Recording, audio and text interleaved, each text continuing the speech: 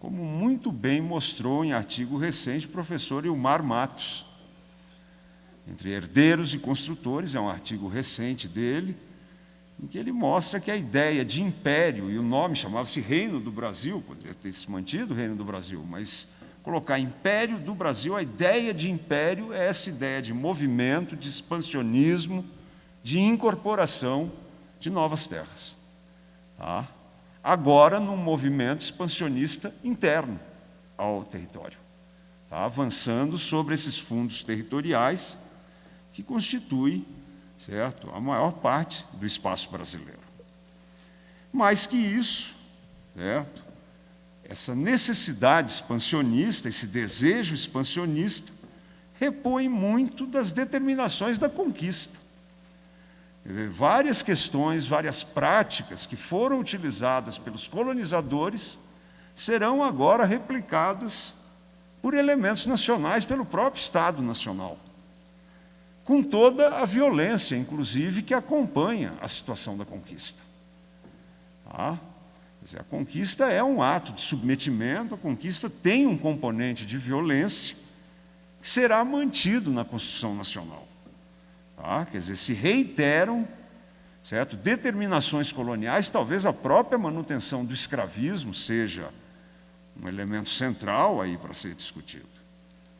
E essa monarquia singular, essa monarquia tropical, certo, legitima toda a sua ação no discurso da missão civilizatória. Quer dizer, há uma missão posta para essa elite, para essa monarquia, certo, de civilizar. E, inclusive, isso fica muito claro, certo, esse desejo, esse intuito, na criação daquela que vai ser talvez a principal agência de elaboração desse projeto no século XIX, que é o Instituto Histórico e Geográfico Brasileiro, fundado em 1837, certo? Em cuja instalação, certo, seu primeiro presidente diz: somos os representantes da civilização nos trópicos. Temos a missão de levar as luzes a estes sertões. Esse é o mote. E esse mote vai se constituir, certo, numa ideia que é a ideia que está na base da visão territorialista do Brasil, que é a ideia de que o país não está pronto. O país tem que ser construído. Nós temos que construir o Brasil. Tá? Este vai ser o grande projeto nacional, não só do Império, mas poderíamos dizer até muito recentemente, talvez encontremos ainda traços desse projeto na nossa atualidade. A ideia de que o Brasil deve ser construído, é um país em construção, um país a ser criado, certo? Essa ideia vai atuar como um forte elemento de relacionamento entre essas elites econômicas altamente regionalizadas. Todas elas passam a ter um propósito comum, a construção do país, e mais que isso, colocando os seus processos expansionistas numa espécie de mitologia, de uma epopeia nacional, certo? Que voltada para o bem comum dos brasileiros. Tá? Então, serve como um elan de elites, às vezes com pouco relacionamento, até com interesses conflitantes. Por outro lado, a ideia de construir o país atua como forte justificativa de um Estado autoritário e centralizador. Quer dizer, um Estado que tem uma missão dessa não pode se dar a veleidades democráticas. Pode ficar ouvindo todo mundo, tal. Não, há ações a serem feitas, certo? Há necessidade de um pulso firme para tocar esse empreendimento. Afinal de contas, estamos construindo o país. E, de contrapeso, essa argumentação ainda coloca, do ponto de vista das elites, o povo no seu devido lugar. O povo é um instrumento de construção do país. Ao contrário do liberalismo clássico, onde o povo é a razão de ser, Aqui o povo é visto nos olhos das elites como um instrumento, mero instrumento, subalterno, de povoamento, que é parte da ocupação do país, da formação do país. Na verdade, isso se conjuga muito bem com toda a dificuldade de legitimação, de uma legitimação de tipo nacional clássica, baseada na cultura, na identidade, num país de base escravista. Tá? Quer dizer, num país onde só se dá para praticar um certo contratualismo restrito, certo? O território, em grande parte, vai ocupar o lugar que seria da nação.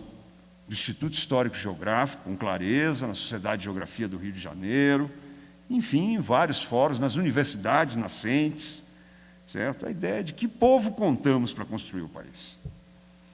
No Instituto Histórico e Geográfico, segundo várias análises, se definem claramente otimistas e pessimistas com relação ao futuro brasileiro. Os otimistas olham a natureza. Um país com essa extensão, com esses rios, com esse clima abençoado, vai ser o país do futuro, certo? Os pessimistas olham o povo. Eles vão ter que melhorar o povo para conseguir dar esse arranque, certo? Com esse povo vai ser difícil se chegar a essa meta. E isso se explicita claramente em várias análises, nas visões oscilantes com relação aos índios. O índio, quando está longe, ora visto positivamente, quando está perto, mais negativamente.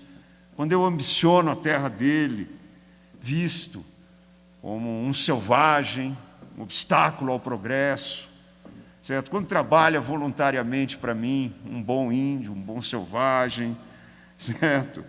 Então, essa visão que faz do índio, ora inimigo, ora aliado, certo? Expressa bem essa visão, essa avaliação sobre o conteúdo do povo. Mas, principalmente, essa discussão vai aparecer com clareza no debate sobre a política de imigração. Que imigrante que nós queremos? Qualquer imigrante? Não. Nós queremos um imigrante para melhorar o povo, imigrante branco, certo? Em certo momento se aventa trazer chineses no Brasil, em meados do século XIX. A gente vai à imprensa da época, encontra-se discursos explícitos. Assim, o povo brasileiro já não é lá essas coisas, e ainda vamos trazer chineses. Então, quer dizer, a ideia de missão civilizadora tem um modelo, tem um centro, tem uma origem, é europeizar a população brasileira. Esse é o desejo no sentido de melhorar o povo. E o próprio debate sobre o que se fazer com a população de origem africana ou de descendência africana. Esse é um debate bastante forte, principalmente quando vai ficando mais claro, certo, que a abolição é inevitável. Quer dizer, o que faremos? Não é à toa que, nesse momento, certas teorias racistas invadam o Brasil, teorias, algumas que estão até em baixa já na Europa, são revividas em solo brasileiro, certo? Associadas, por exemplo, à criminologia, a tendência de certas populações ao crime e a necessidade de um controle maior, etc., tal, certo? Então, na verdade, toda essa discussão, certo, mostra bem a visão que se tem do elemento popular, certo, na construção nacional. Quer dizer, a nação secundária. Fundamental é a integridade territorial e a manutenção da conquista desses novos espaços. O próprio conceito de sertão, seu uso tão reiterado no pensamento brasileiro, certo, é interessante disso. Certo? O sertão é aquele lugar que se quer superar. O sertão não é um lugar físico, o sertão não é a Caatinga. Se usa sertão em todos os quadrantes do país. Existe sertão no Rio Grande do Sul, existe sertão em São Paulo, existe sertão em Minas, certo? E o sertão é a antítese do espaço civilizado.